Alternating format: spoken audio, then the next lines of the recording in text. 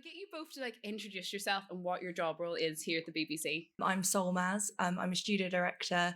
That means I mostly work on 5 Live, a little bit of Radio 4 and World Service just downstairs. And that basically means I'm a sound engineer and I call a lot of guests on FaceTime and connect with studios. Hi, I'm Peter, and I am currently an assistant producer on football, so working on Match Today, Football Focus, Final Score, FA Cup, anything football related, and that's usually for TV. But I also work on sports news, but I'm currently on this attachment. In terms of your day-to-day life at the BBC and in media in general, I can imagine not every day looks the same. Can you kind of give me an idea, as somebody coming into it for the first time, what that would look like? Sure. So 5 Live is 24/7. That means my shift can start anywhere between 4:30 in the morning or 9 p.m. at night to carry on overnight. What time do you get up at to be in for 4:30? 3:30. I'll get a taxi in. So it's not, if you can shower the night before and then you're good to go. The day before. So I direct the technical side of live radio. So like I said, that could be it being a sound engineer, so putting mics live, playing clips, or I can be sitting in the studio director seat, which is the middle ground between the sound engineer and the producer who's actually booked all the guests and organised the show. And in that seat, I'm more keeping an eye on timings, making sure I've got every guest I need, rearranging things if guests aren't where they're supposed to be or not picking up the phone, especially if it's that 4:30 in the morning start. We often get a few guests who sleep through a call. Every day is really different because 5 Live takes all the breaking news as well as live sport. So especially with recent events, you just don't know what's going to hit you, and you sometimes don't know how long a programme's going to go on. I can imagine it's a very busy time with politics and everything going on in the world. Yeah, absolutely. For example, I did Drive last week, which was when Keir Starmer went to the White House, and what is usually a 3-hour programme became a 5-hour programme pretty quickly because they were 90 minutes late to a press conference. You just don't know what's going to hit you. Wow. And Peter, whenever we first started talking about that, when you heard the word 4:30, I seen your face and it did not light up. What does your day-to-day look like? The reason that didn't light up was because I used to do overnight shifts and I did not enjoy them at all. Now I work pretty much towards each show each week. So if I do a Match of the Day shift, or I'm doing a Football Focus shift this week, then I'll be working towards doing that show. So I'll be doing lots of preparation for an edit on the Friday, that then hopefully it's like a 10-hour day or so. You go into the edit with your ideas and all your footage you need to create this piece. And then you turn up and you go, right, this is what I want to create and produce. You show it to the editors and the editor signs it off and says, great work, and go in the next day to sort of see it go out on air. There's a lot of work that goes in behind the scenes in terms of making sure that you've got the contributors kind of giving you what you need and going on shoots and feeling exactly what you want to get, looking at the archive material, again, finding that from the systems. There's lots more work that goes into it, but essentially it's just working towards that one programme each week. I suppose both of you piece together, if you imagine like TV and radio, although they're very different, the picture that you see, these are the people that are actually like making sure that every single pixel actually goes to plan and that everything works out. But for you both, it actually wasn't too long ago since you were in these seats before. Can you tell me a little bit about, like, if you cast your mind back to when you were at the end of school and what you were interested in, were you much different to maybe what you're doing now? Yeah, definitely. In what way? I always loved radio and I love music in particular, but I didn't realise that you could actually have a job in that. So I went to uni and did philosophy with this mindset that I do a law conversion and I just had this career planned out for myself. And I don't think I ever allowed myself to open up my eyes to the fact that a creative job is a job and they exist. I think I thought it was just a presenter and a journalist, and I was like, I don't want to be a journalist, so there's nothing for me in that. So yeah, I was quite different, but soon fell in love with that world of radio. And what took you into philosophy? I just found it really interesting. I'm dyslexic and not particularly good at reading or writing, so really was quite a bold decision to do a degree that was mostly reading books and writing essays. But I just enjoyed thinking outside of the box, and I'd say that those skills do actually carry forward now, and asking how things work and why they work the way they do has actually really benefited me going forward in ways I probably never expected when I did the career change. And what about yourself, Peter? I guess my career is a little bit different to most people's. So I'll take you way back to when I was in year 10 and I actually had a brain injury. And so I had to sort of reset my whole GCSE year and try and do it all in one year. At the time, I started playing football for Chelsea's disability football team, and started going around the world playing for them, and actually captained them. I went to Barcelona, met Messi, Neymar, Suarez, all these amazing players. Oh my goodness, just a So little it's- name drop. Yeah, Don't be too big. Sorry, so I did some amazing things playing football. But I realised that actually one thing that was really lacking was the media coverage of disability football. So I set my own disability sports campaign up to start pushing that, and kind of did that as a side thing whilst working out what I wanted to do in my life, because I wasn't too sure where I was going, what I was doing, or anything at all. Then one parents' evening, these people came along saying, "Do you want to do an accountancy qualification for like an apprenticeship?" And I thought, not really, but okay. So I gave it a go and did the qualification. I'm now level 3 chartered accountant thing or something like that. Don't really understand what I've got from it, but I realised that was not the right way I wanted to go. However, I did work in a post-production company, so I actually got to see the media side of things. How did that come about? How did you go from accountancy to post-production? So the accountancy was actually in the post-production house. Oh, okay. Yeah, so then I got to see what was going on behind the scenes, really, and really enjoyed it. So then I thought, right, this is a chance to kind of use that understanding of being in the post-production company and take it somewhere else. The BBC actually had apprenticeships as well, and I applied to it, and I got a Radio 3 apprenticeship, and they got to learn loads of things, go on to different outside broadcasts, work across different radio platforms as well. It wasn't just Radio 3. It just became a kind of a route that I didn't really expect to see from the start of my journey, and it's still not, I'm still not sure where I want to go with it, but it's something that I'm kind of enjoying and going from there, really. So yeah, and I suppose as well, like from being at them football matches and finding your passion, it's amazing that you were able to take that and actually build a career out of it. And yeah. I'm sure there was a point where you thought, am I going to be an accountant forever? I'm not, in that kind of way. Yeah, you don't know what your career path is going to look like, and you never will do. I mean, if you do, that's really good, and all praises to you. But there's always options that you can change career. So I've worked in radio. I've then worked in children's education. I've then worked in sport. I've then gone back to children's education. I've gone back to sport. I've moved around lots of different places and different jobs. And I think that's a really good thing about the media industry, is actually you've got such a wide option of choices, but still working in the media. Yeah. I think that's one of the really exciting things about media, is it's never endless. Whether it's TV, radio, TikTok, it's all changing, and there's a lot of different opportunities, or even a podcast, for example. But I said this earlier as well, to be on the stage and to work for the BBC, it's not easy. It's a very competitive job. What do you think kind of made you both stand out, and why do you think maybe you ended up in the job you are in today? I'd say, like I said, I was doing a philosophy degree, and within a month of that, I started doing student radio and volunteering a lot of, way too much of my time in hindsight. My priorities very much shifted from degree to student radio, and I volunteered a lot of time and a lot of effort and put myself out there in ways that I probably wasn't comfortable with originally. So I went to conferences, I went to talks, I just tried to put myself out there. And that's how I met people who I consider my mentors, who founded an independent station based down in Brighton, which was where I was living at the time. And then when they had the opportunity to have an internship, I went for that. And then again, I just pushed myself as much as I could do to do more. I hadn't had any formal training, so I was just, again, asked why and learned on the job and shadowed everything I could.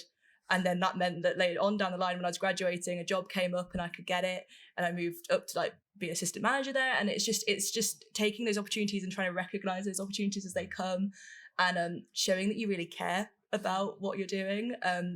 Because I think that matters more than any formal qualification ever could, is showing that why you really care about what you're doing and why you'd be the best person in that position.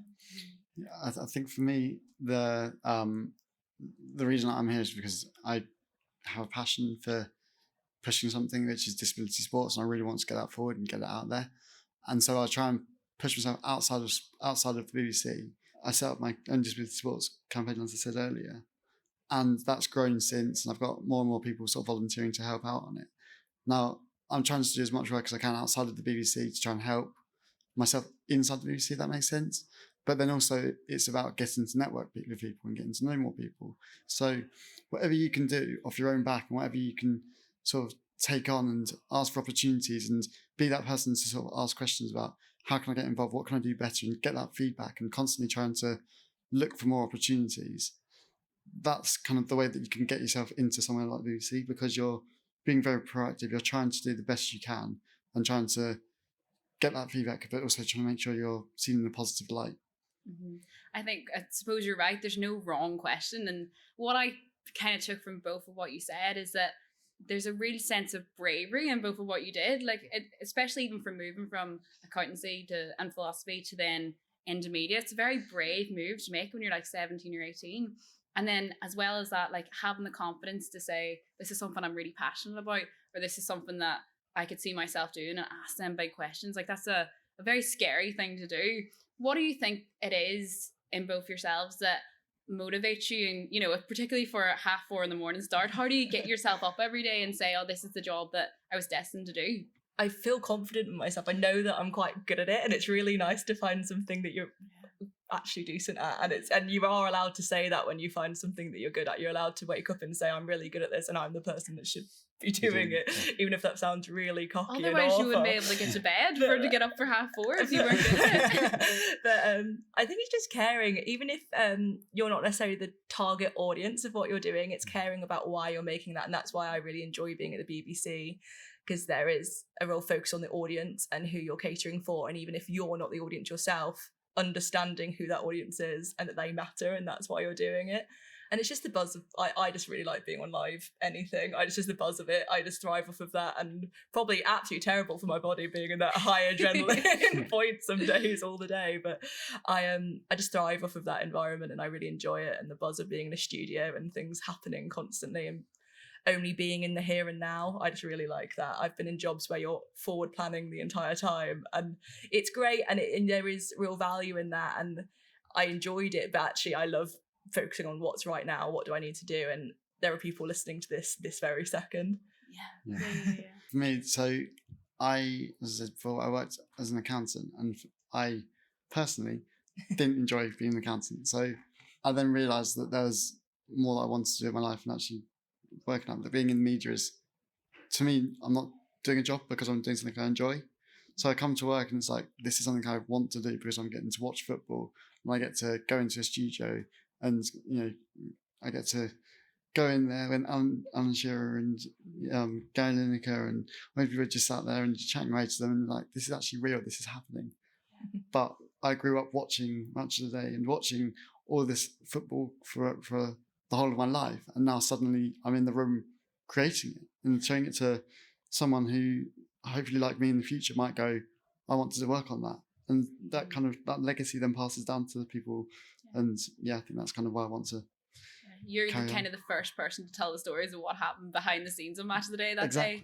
And you touched on it there, but for somebody who maybe wants to go into the industry, what do you think is the most exciting parts of your jobs? It's that, like, on the edge of your seat, you don't know what's going to happen today. Being the one who finds out the breaking news sometimes only minutes before it becomes public, but just beforehand, and being like, I'm the one who's meaning the world gets to know this, or I'm the, we've got a live feed of the ground before anyone else can see it, and it's just being like, I know that goal's got it. And I love texting my mum when I'm a Fulham fan, and when a goal goes and I'm like, we've done it. Are you really? Big fan. I was worried when you said Chelsea. No. But it's just things like that. It's getting paid for stuff you love. I love live sport, I love radio, and I just enjoy just the buzz of it all. It's just a buzz. There's nothing that can describe that feeling of when you're in a live studio and things are happening right here, right now, and you don't know what guest's coming next because the news is just breaking and you're trying to battle with the news channel for a correspondent or whatever it is. It's just really fun, and you can leave and be like, oh my God, a lot happened in that last hour. Yeah, it's all action. All go. What about I think it's the action side of things is amazing, and it's the storytelling and being able to sort of be that person to tell those stories, but in your own way. Now I get to create a closing sequence for BBC One, and I get to choose my own music. I get to choose the shots I want to put in there. I get to choose the sort of the narrative and how I want to tell that story. So I get to decide on how that goes out, and it only goes out once it's played out. So there's no one else signing it off other than me. The audience is sort of seeing what I want to reflect, rather than having to have it go through one person, then the next person, so on and so forth. So I think, to me, I really love doing the kind of the live sports and being able to sort of showcase what sport is or should be all about in terms of the storytelling and seeing so many different things happen on the pitch. On Friday, I was doing a shoot with Jean-Philippe Mateta, who's the Crystal Palace striker, and we filmed this really nice shoot, and it all went out.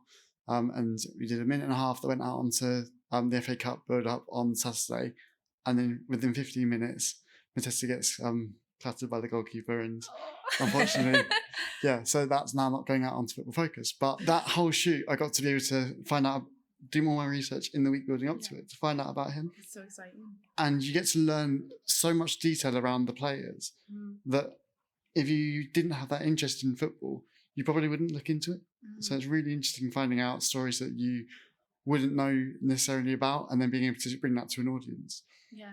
I think I can tell from speaking to you both that a lot of it is about passion and drive and just simply caring about the job you do. Yeah. I think whenever we're casting our mind back to when you might have been in these guys' position, what type of subjects did you take in school, and did it influence maybe the career you're doing now? So if I think about like my A levels in particular, I did biology, chemistry, and philosophy. So My biggest fear. already were a weird combo as well. But I just enjoyed doing stuff. That's why I liked chemistry and biology. I liked experimenting. I liked having the chance to play around with stuff. And with philosophy, I liked being able to constantly ask why and question things, both of which are like huge in our jobs, I would say. And just, yeah, it's just having that, enjoying playing around and finding things you like and not being afraid if it's a bit of a weird combo. I remember being like shouted at for not doing maths and sort of philosophy, and I was like, no, we don't enjoy that. But I don't know, it's just they're not directly linked to what I do, and I guess it's also remembering you don't need to limit yourself to what you're currently doing now. Every decision matters, but it's not irreversible. Like we've both done totally different qualifications to what we've ended up doing, and they each matter and build you up as a person, but they're not the end. Like they're not the be all or end all. And I think on that you can take the learning experiences from those things and use it in sort of today's absolutely job. Anyway, for me, I think for A level I did. I'm gonna think now. I did music technology, media, and I think I did maths as well for a bit. So both quite different, but I suppose neither of them were on the nose of leading into the industry. No, I guess doing the media A level was a bit more towards media, and I really enjoyed that. Now, when I was choosing my A levels, I actually didn't know what I wanted to do. And I was thinking, do I go down the PE sort of side? What do I want to do? And I got talking to the media teacher who then said, why don't you come along and just have a look at what we do, and we can potentially talk about doing it as an A level. And that's when I kind of thought, actually, yeah, I fancy having a go at this. That was the turning point. And you mentioned it there, but how transferable were the things that you maybe were doing when you were 17, 18 to now your job? Because I can imagine, particularly with like chemistry and biology, does that ever transfer into whenever there's breaking news going on? Like how do them skills match up? Not particularly, but I guess it's just the learning side of it is the huge thing. So especially I used to do a lot more outside broadcasts, so pop-up broadcasts at the organisation I worked at before, and it's just that ability to be able to look at a bunch of wires and be like, how do I put this together? Or, you know, be given very loosey instructions on how something works and make a broadcast out of it. I don't know, it's more about how you learn is a huge thing, and like getting in a good habit of how you retain and learn information. That's been the biggest thing for me, and something I'm still working on massively.